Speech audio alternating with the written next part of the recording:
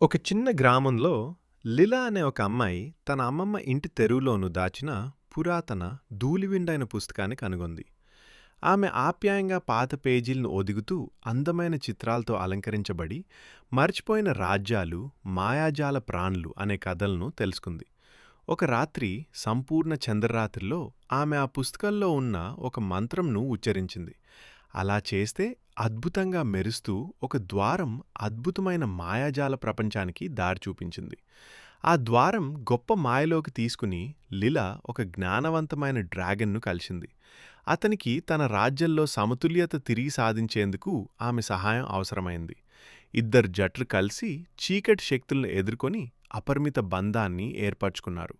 తర్వాత ఇంటికి వచ్చిన లిలా తన గుండెలో ఆ మాయాజాలాన్ని రక్షిస్తూ జీవితాంతం మారిపోయిన అనుభూతులతో ఒక అపూర్వ సాహసాన్ని ఎప్పటికీ జ్ఞాపకాల్లో ఉంచుకుంది.